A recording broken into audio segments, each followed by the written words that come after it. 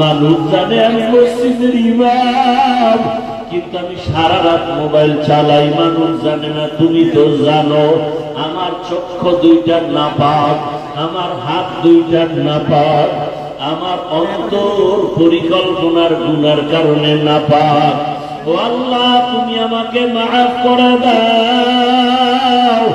এইভাবে কিছু আল্লাহর বান্দারা আল্লাহর কথা মহব্বত নিয়ে জাহান্নামের ভয়ে কান্না করে। কিয়ামতের ময়দানে গুনাহগার উম্মতের পানির ফোঁটা বৃথা যাবে না। ওই পানি দিয়া জাহান্নামের আগুন নিভাইয়া আল্লাহ বলবে, বান্দা বিনা হিসাবে জান্নাতের বাগানে চলে যাও। আমার মুহাম্মদ, আমার প্রিয় হাবিবের হাতে কাউসারের পানি পান করো। ও আল্লাহর বান্দারা, যারা গুনাহ করিয়া তওবার নিয়ত করিয়া কবরে যেতে পারলো তার কপাল ভালো। আর যারা এখনো নামাজ পড়তে পারে না, অন্য নামাজ পড়ে তাও পছন্দ করে না, নিজেও পর্দা করে না, অন্য পর্দা করে তাও পছন্দ করে না, নিজেও হালাল খায় না, অন্য হালাল খায় তাও পছন্দ করে না, নিজেও পাগড়ি পরে না, অন্য পাগড়ি পরে তাও পছন্দ করে না। ওরে আল্লাহর বান্দারা, দুনিয়ার সূর্য থেকে কত কঠিন হবে হাসরের মাঠের গরম। দুনিয়ার আগুনের থেকে জাহান্নামের আগুনের গরম আরো ভয়ঙ্কর। দুনিয়ার গরম সহ্য করা যায় না, আখিরাতে জাহান্নামের আগুন কেমন করে সহ্য করবা? মশার কামড় সহ্য করা যায় না, ওই কবরে সাপের কামড় কেমনে সহ্য করবা? দুনিয়াতে বেতের বাড়ি সহ্য করা যায় না, গুনাহগার হইয়া কবরে গেলে মাটির চাপ কেমন করে সহ্য করবা? মায়ার নবী বলেন, আয়েশা, হাসরের ময়দানের কথা যখন মনে পড়ে আমার উম্মতের চিন্তা আমার চোখে পানি আসে, ধরে রাখতে পারি না। ও নবীর আশিক উম্মতের দল, সেই উম্মতের জন্য মায়ার নবী কান্না করেছেন। ওই নবীর আদর্শের মালা কেন গলায় লাগাও না? জীবনে তো দাড়ি কম কাটো নাই, নামাজ তো কম সারো নাই রে বাবা। মনে চাইছে বেপরদায় চলবা, দুনিয়ার মনের আশা মিটায় চলছো। মনে চাইছে গান শুনবা, মনের আশা বুড়াইয়া গান শুনছো। মনে চাইছে পার্কে পার্কে ঘুরবা, জীবনটা পার্কে পার্কে কাটাইলা। মনে চাইছে গীবত করবা, কারো বাধা মানো নাই, গীবত করে কাটাইছো।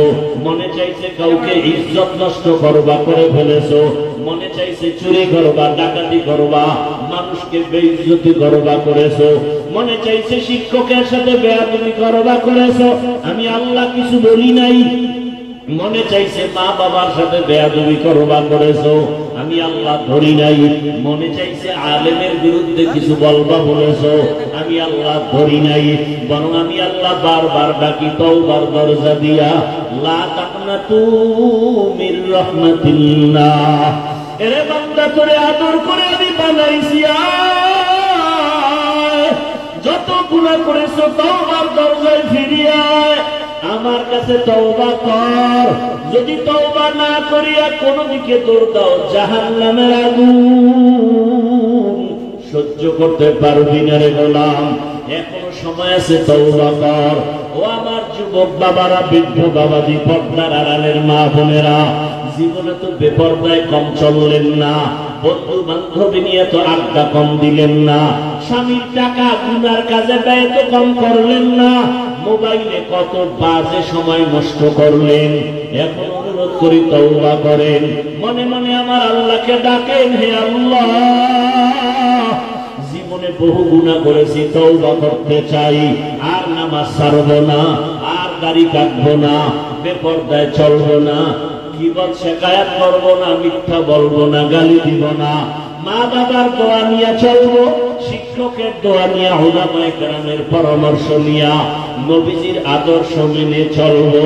তওবা করার মতো যদি অন্তর তৈরি হয়, দুই ফোঁটা চোখের পানি ছেড়ে আমার মাওলাকে ডাক দাও। কান্না যদি না আসে, ডানে বামে তাকায় দেখো কার চোখে পানি। ওরে কান্নাওয়ালার দোয়া মাওলা খালি ফিরাবেন না, যাদের চোখে পানি আছে তাদের কাছে হাতটা বাড়াইয়া দোয়া চাও। ও বাবারা যারা এখানে এতিম, জীবনে আব্বা বলে ডাক দিতে পারবা না, অনেকে মা হারা অসহায়, মা বলে ডাক দিতে পারবা না, ওই মা বাবার কথা স্মরণ করে চোখের পানি ছেড়ে তওবা করো। আর যার বাবা বেঁচে আছে থাকলে হাতটা বাড়াইয়া দোয়া নাও। বাবারে যদি বলো বাবা জীবনে গুনাহ কম করি নাই, বেয়াদবি করেছি, দয়া করে মাফ করে দাও। বাবায় যদি নেক নজরে তাকায় তোমার কপাল ভুলে যাবে।